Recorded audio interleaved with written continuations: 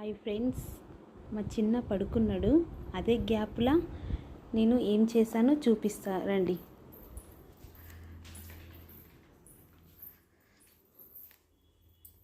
మా చిట్టి తల్లి కోసం మక్క గారెలు చేశాను. తన రియాక్షన్ ఎలా ఉంటుందో చూడండి. చూడండి ఫ్రెండ్స్, మా చిట్టి తల్లి వస్తుంది.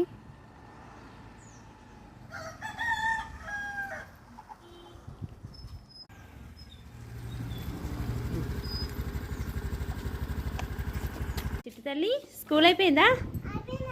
నీకు ఒక సర్ప్రైజ్.